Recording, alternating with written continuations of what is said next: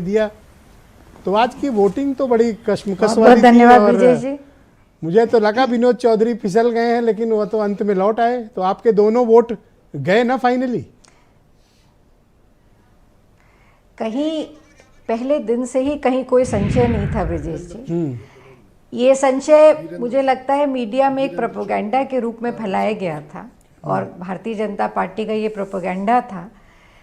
लगातार वीरेंद्र चौधरी जी और मैं राहुल जी की भारत जोड़ो न्याय यात्रा में चंदौली से वो मेरे साथ थे जी। और परसों रात में जब हमने ये यात्रा समाप्त करी है आगरा में, तब तक साथ रहे। कहीं कोई संशय था ही नहीं। ये तो केवल एक प्रोपेगेंडा था और मैं आभार व्यक्त करती हूँ अपने राष्ट्रीय नेतृत्व का कि उन्होंने ये निर्णय लिया था और इस निर्णय को हम दोनों विधायकों ने, जो पार्टी का निर्णय था, हमने अपने गठबंधन धर्म को निभाया। ये हमने क्या आप दोनों विधायकों पर कोई दबाव था, कोई ऑफर था, या आप लोगों पर भी पाला बदलने को लेकर किसी किस्म की कोई? मुझसे ज्यादा ब्रिजेश जी मेरी पृष्ठभूमि आप जानते हैं। अरे टेलीफोन तो आए ही होंगे। आंधी तूफान, पार्टियां, सरकारें, बहुत सी पार्टियां, बहुत से आंधी तूफान आए और चले गए जी। कांग्रेस के इस स्तंभ को कोई हिला नहीं पाया और ना इसके करीब से गुजर भी नहीं पाया। तो मैं ये अपनी उपलब्धि मानती हूँ कि ना कभी इस तरह का कोई मेरे सामने प्रस्ताव रखने की किसी ने सोच भी आपके अलायंस पार्टनर यानी समाजवादी पार्टी में इतनी बड़ी स्प्लिट हो गई, आपने कुछ अंदाजा लगाया था कि ये हुआ कैसे? देखिए, मुझे अंदाज़ा नहीं था कि ये जिस तरह से राष्ट्रीय अध्यक्ष जी आदरणीय अखिलेश जी ने लगातार, मैं देखती थी सदन के अंदर, उनका बड़ा व्यवहार अपने सभी सदस्यों से बड़ा अच्छा रहता था और वो लोगों से चर्चा भी करते थे, सारी बातें होती थी। तो मुझे इस बात का विश्वास थी। चर्चा तो मीडिया में जैसे आपने सुनी होगी, मैंने भी सुनी थी कि इस तरह की बात है, पर मुझे ये विश्वास नहीं था। ऐसे लोग जिनको पार्टी ने सब कुछ दिया, चाहे वो देखिए एक सदस्य को पार्टी जो देती है अपने प्राइम पे, जब सत्ता में रहती है तो सब कुछ दिया। इसमें बहुत सारे जो गए हैं उसमें मंत्री थे, उन्होंने सत्ता का सुख भोगा और सत्ता से हटने के बाद भी वो उन प्रमुख लोगों में से थे जो सदन में अपनी पार्टी का प्रतिनिधित्व करते थे।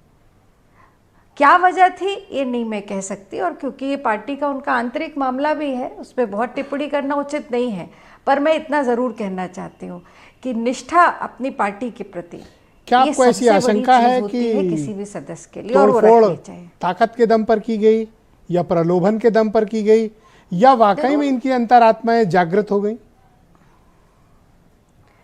देखिए, दोनों चीज़ें हैं। लाख प्रलोभन मिल जाए, पर क्या आप अगर अपने को मजबूत रखते हैं, दृढ़ इच्छा शक्ति है आप में, तो क्या कोई आपको हिला सकता है? बहुत से प्रलोभन मिलेंगे, बहुत से दबाव पड़ेंगे। हम सब लोग राजनीतिक जीवन में ये सब चीज़ें झेलते हैं, पर अपने पार्टी के प्रति जो संकल्प है उससे अडिग नहीं होते। तो कहीं ना कहीं दोनों चीज़ें रही होंगी, दबाव भी रहा होगा, प्रलोभन भी रहा होगा और उनकी इच्छा शक्ति की कमजोरी भी रही होगी। पर मैं अभी लिस्ट देख रहा था, जो क्रॉस वोटिंग हुई है अथवा गैर हाजिर एमएलए रही हैं, बड़ा ऑपरेशन अमेठी और रायबरेली में किया गया है, और अमेठी रायबरेली आपका ही गढ़ है। ये आप ही का इलाज करने के लिए तो नहीं हुआ?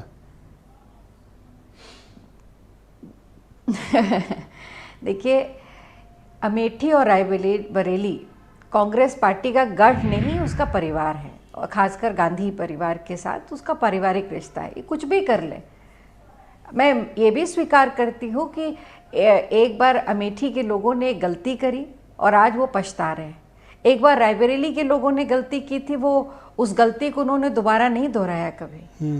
तो ये उनका परिवार है, वो कुछ भी कर ले भारतीय जनता पार्टी। अमेठी और रायबरेली के लोग तटस्थता से गांधी परिवार और कांग्रेस में दो शिकार के साथ खड़े रहे। रायबरेली के ऊंचाहार के विधायक, कैबिनेट मंत्री पूर्व रहे मनोज पांडे, ये 3 ऑपरेशंस तो आप ही के इलाके में हुए हैं। ये दरअसल समाजवादी पार्टी के विधायकों को तोड़कर चुनौती तो बीजेपी ने आपके समक्ष प्रस्तुत की है। कोई चुनौती नहीं है। मुझे लगता है कि राजनीति में जब लोग आते हैं और उनको कुछ मिल जाता है तो उनको अपने अपने बारे में गलतफहमियां हो जाती हैं। ठीक है, भारतीय जनता पार्टी ने ये सर्जरी की है, इसकी प्लास्टिक सर्जरी हम कर देंगे, 2024 दूर नहीं है, चुनाव आने दीजिए, इसकी प्लास्टिक सर्जरी अमेठी रायबरेली में हम पूरी कर देंगे। इस राउंड का फाइनल क्वेश्चन है कि क्या अब गांधी परिवार पुनर्विचार करेगा कि वो अमेठी रायबरेली से लड़ें, क्योंकि इतनी बड़ी स्प्लिट के बाद कुछ हौसलों में कमी आई है आप लोगों के? देखिए, स्प्लिट समाजवादी पार्टी में हुई है, कांग्रेस पार्टी में नहीं हुई है, और स्प्लिट हुई है, दुखद है। मैं इसको राजनीतिक परिभाषा में इसको अच्छा स्वस्थ नहीं मानती हूँ, पर कांग्रेस पार्टी आज भी वहाँ पे रायबरेली में मजबूत है, और क्योंकि हमारे गठबंधन साथी हैं समाजवादी पार्टी, तो हमें इस बात का दुख ज़रूर है, कष्ट ज़रूर है कि ये स्प्लिट हुई और उनके विधायकों ने उनके खिलाफ वोट किया है, पर इससे कोई बहुत फ़र्क रायबरेली अमेठी में नहीं पड़ेगा, और मैं कहूँगी कहीं भी नहीं पड़ेगा। चरित्र सबसे बड़ी चीज़ होती है, और जब पार्टी मजबूत होती है उसके साथ सब खड़े होते हैं, पर असली अग्नि परीक्षा तब होती है जब पार्टी कष्ट में होती है। जो उसके साथ खड़ा होता है, धन्यवाद आराधना जी। वही उसका मैं निवेदन करूंगा कि जितना भी समय हो हमारे साथ जुड़े रहिएगा, इस परिचर्चा को आगे बढ़ाएंगे।